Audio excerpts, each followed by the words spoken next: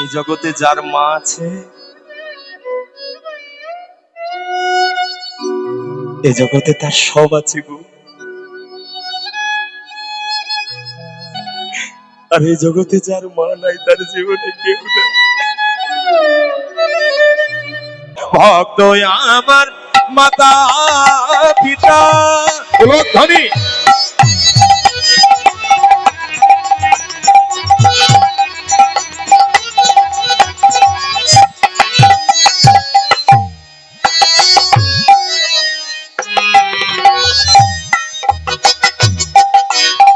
ভক্ত আমার গো,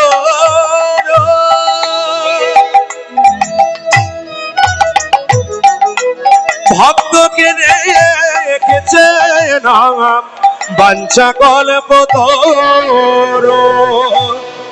ভক্ত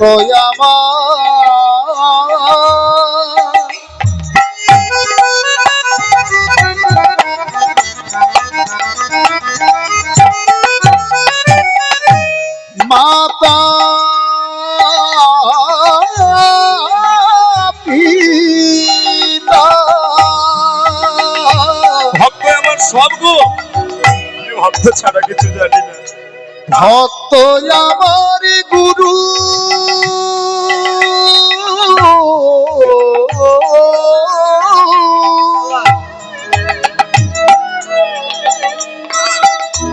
ভক্ত আমার নাম রেখেছে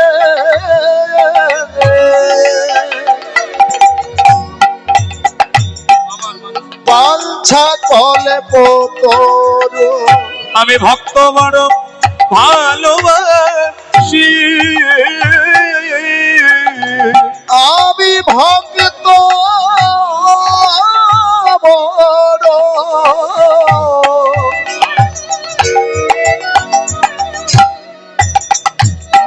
বড় ভালোবাসি।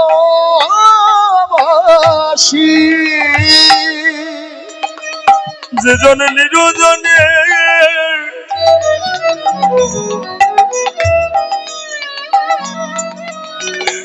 একবারে বসে কাঁদে,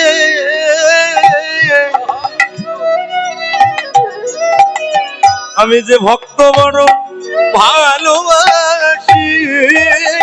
যে জন নিরজনে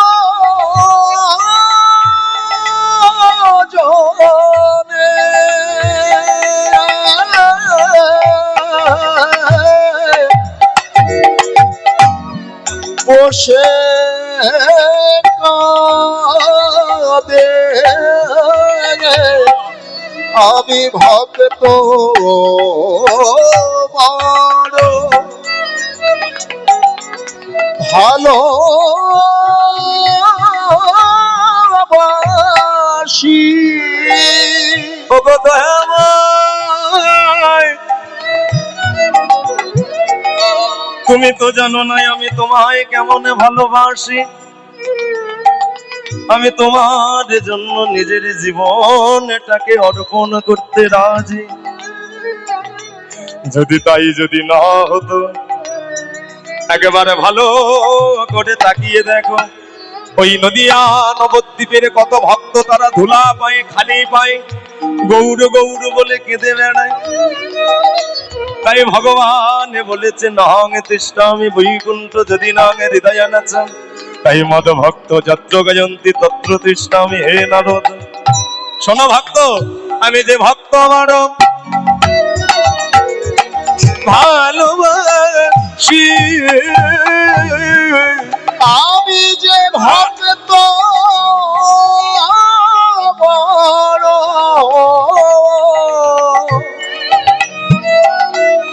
বড় ভালোবাসি।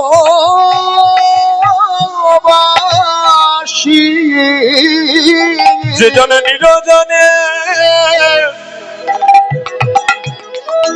একেবারে বসে কাঁদে, আমি তোমার চরণ বিনা আনি জানি না। সে জন নিরজনে বসে কাঁদে, তোমার চরণ বিনা আনি জানি না। সে জন নিরজনে বসে তোমার কাঁদে, চরণ বিনা বসে তোমার কাঁদে চরণে বিনয় আমি জানি না সেজন নিরজনে বসে তোমার কাঁদে চরণে বিনয় আর জানি না সেজন নিরজনে বসে কাঁদে সেজন নিরজনে বসে কাঁদে সেজন নিরজনে বসে কাঁদে আমি ভক্ত বড় বড় ভালোবাসি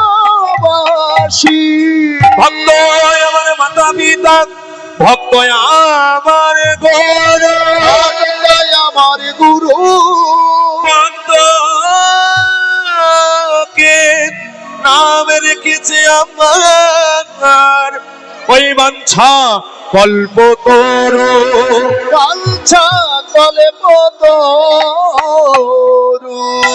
ভক্ত আমার মাতা পিতা ভক্ত আমার গৌর আমার গুরু ভক্তকে নাম রেখেছে আমার বাঞ্ছা কল্প তোর কালছা কলে পতরু আস্তে জয় নিতাই আমায় না সুন্দর ভক্তের জন্ম হয়েছে রামচন্দ্র কবিরাজ দেখতে দেখতে রামচন্দ্র দেখতে কি সুন্দর হয়েছে গো দুধে আলতা গায়ের রং টকবক টকবক করে ফুটছে ময়ূর ছাড়া কার্তিক একদম দেখতে কত সুন্দর যেন খাসা দেখতেছে খাসা খাসা সব ভক্ত আনন্দ করছে ওই দেখ আর রামচন্দ্র কি কত সুন্দর দেখতে হয়েছে কি সুন্দর দেখতে রে ও মায়েরা শোনো ভক্তদের কিন্তু সুখের দিন থাকে না দুঃখের দিন নেমে আসে ধীরে ধীরে রামচন্দ্র ধীরে ধীরে আস্তে আস্তে বড় হচ্ছে মায়েরা আর রামচন্দ্রের যখন 7 বছর বয়স এই সুনন্দা দেবী আবার গর্ভবতী হলেন মায়েরা চঞ্চল হবেন এদিকে তাকান রামচন্দ্রের যখন 7 বছর বয়স এই সুনন্দা দেবী আবার গর্ভবতী হলেন এইবার তিনি দ্বিতীয় সন্তানের জননী হবে গর্ভে আছে তার দ্বিতীয় সন্তান রামচন্দ্র 7 বছর বয়স ঠিক সেই সময় ভগবান কাল দিলেন কালটা কি সুনন্দা দেবীর স্বামী চিরকালে দুরারোগ্য ব্যাধিতে মৃত্যুবরণ করলেন মারা গেল যখন সুনন্দা দেবীর স্বামী চিরঞ্জীবী সেন মারা গেল আর 5টা বাড়ির মতো এই বাড়িতে একই ঘটনা হলো গো কি ডাইনি রাক্ষসী পিচাসিনী কাল নাগিনী আমার শোকের সংসারটাকে জ্বালিয়ে জ্বালিয়ে খেলি আমার শোকের সংসারটাকে জ্বালিয়ে জ্বালিয়ে খেলি ওরে তোর মতো মেয়ের সঙ্গে বিয়ে না দিয়ে যদি অন্য কোনো মেয়ের সঙ্গে বিয়ে দিতাম আজকে আমার জীবনটা ফেলে থাকতো আমার ছেলেটা জীবন কেন এসেছিস আমার ঘরে আমার সংসারটাকে বোলাবার জন্য ওরে ওরে তোর এই সংসারে থাকার কোনো অনুমতি নেই তুই এক্ষুনি এই গভীর রাত্রেবেলা তুই দূর হয়ে চলে যা আস্তে আস্তে মায়েরা এদিকে তাকান কি ভাবের জায়গায় যাবে সুনন্দা দেবীকে বিতাড়িত করে দিল 7 বছরের ছোট্ট একটা ছেলে যার হয় 5-এ তার না হয় 50-এ 7 বছরের ছোট্ট ছেলে রামচন্দ্র মায়ের দুটো গলা জড়িয়ে ধরে বলছে মা গো আমাদেরকে ঘর থেকে বার করে দিয়েছে জানো মা আমি যখন খেলতে যাই না জানো মা আমার চোখের সামনে সবাই বাবা বাবা বলে ছুটে যায় জানো ও মা আমি কাকে বাবা বলে ডাকবো বাবা তুমি বলো না আমি কাকে বাবা বলে ডাকবো আমার যে বাবা নেই সুনন্দা দেবী বলছে ওরে রাম আমি তোকে কথা দিলাম রে বাবা আজ থেকে তুই আমার কথা শোন আমি তোর বাবা আমি তোর মা সবাই একটু স্তব্ধ হয়ে শুনবেন এই জগতে যার মা আছে এই জগতে তার সব আছে গো আর এই জগতে যার মা নাই তার জীবনে কেউ নেই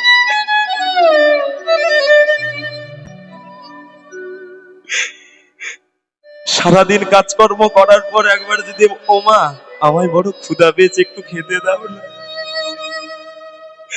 দেখবেন ওই মাটা যখন বলবেন না মায়ের যে অন্তরের সমস্ত দুঃখ কান্না ভুলে যায়। একটা গর্ভে যখন ছোট্ট সন্তান থাকে, মন দিয়ে শুনুন কথাগুলো, জন্ম যখন হয় ছোট্ট সন্তানটি মা গাল টিপে টিপে ধরে ছোট্ট সন্তানটিকে, খোকারে একবার আমায় মা বলে ডাক না বাবা, একবার আমায় মা বলে ডাক না বাবা।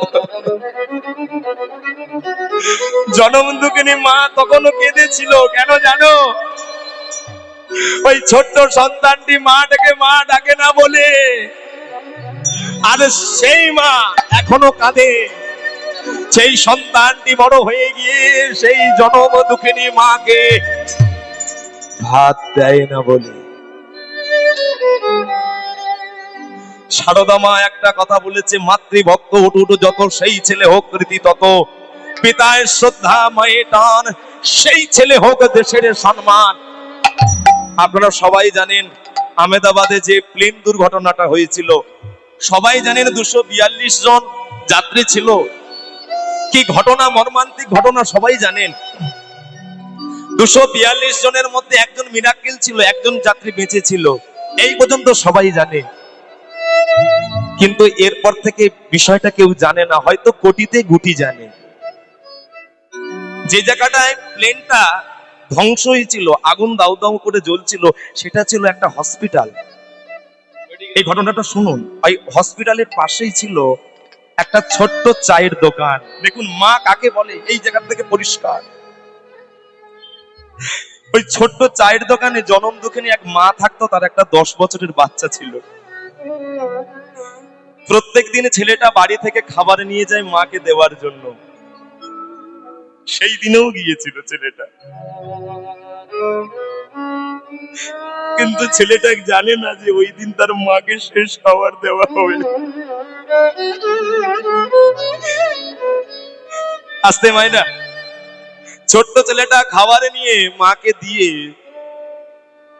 ওই চায়ের দোকান থেকে যখন চলে আসছিল, হঠাৎ করে এরোপ্লেনটা বাস্ট হয়ে যখন নিচে পড়লো, যেখানে পড়লো পাশে পড়লো, সবাই দেখছে 10 বছরের ছেলেটা দাউ দাউ করে জ্বলছে। কিন্তু তুই যে মা হবে সে কি চুপ করে থাকতে পারে?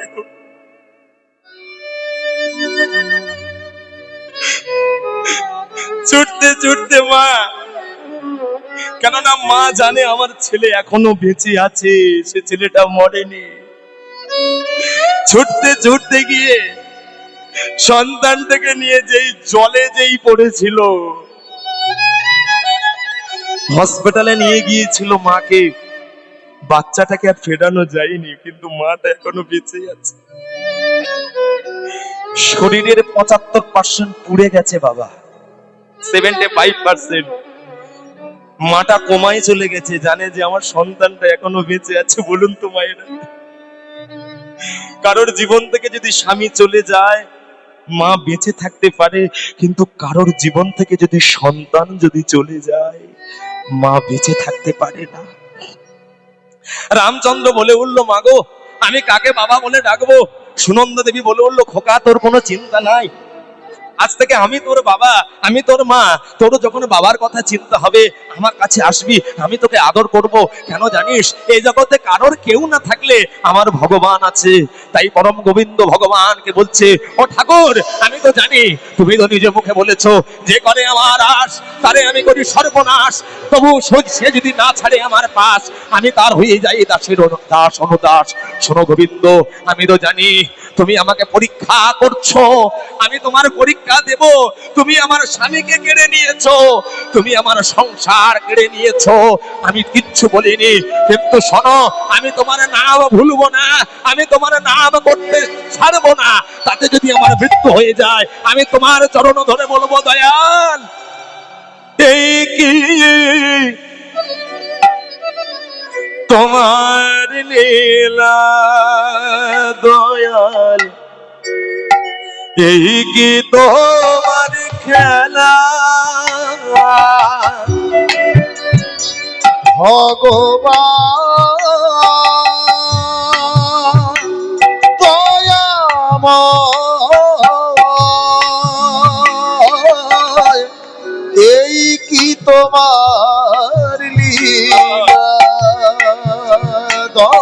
দয়াল এই কি তোমার খেলা শোনো দয়াল, তুমি কারে আশা? সত্যি বলো, কারে কাঁদাও দয়াময়?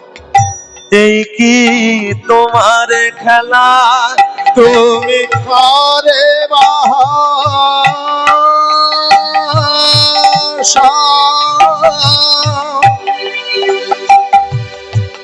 করে বাগা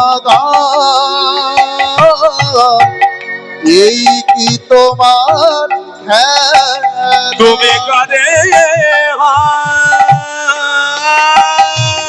আশা? কারে কাঁদাও? এই কি তোমার খেলা?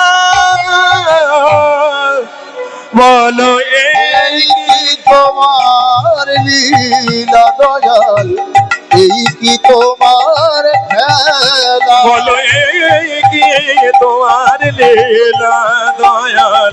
এই কি তোমার খেলা? বলো এই কি তোমার লীলা দয়াল এই কি তোমার খেলা বলো এই কি তোমার লীলা দয়াল? এই কি তোমার খেলা? বলো এই কি তোমার লীলা দয়াল এই কি তোমার খেলা দয়াময়, সত্যি যদি তুমি বেঁচে থাকতে পারো, তুমি যদি সৃষ্টি হও, তুমি যদি স্থিতি হও, আমি তোমার নাম ছাড়বো না, আমি তোমার চরণ ছাড়বো না। তাহলে যদি আমার মৃত্যু হয়ে যাক, সেই মৃত্যুটা আমার কাছে চরম প্রাপ্তি। ও মাইরা, কোন মেয়েকে যদি তার শ্বশুর বাড়ি থেকে যদি তাড়িয়ে দেয়, সেই মেয়েটার আশ্রয়স্থল কোথায় হয় জানেন মায়েরা? কোন মেয়েকে যদি তার শ্বশুর বাড়ি থেকে যদি তাড়িয়ে দেয়, সেই মেয়েটার আশ্রয়স্থল কোথায় হয় জানো মায়েরা? সেই মেয়েটার আশ্রয়স্থল বাপের বাড়ি হয়। বাবার নাম কি?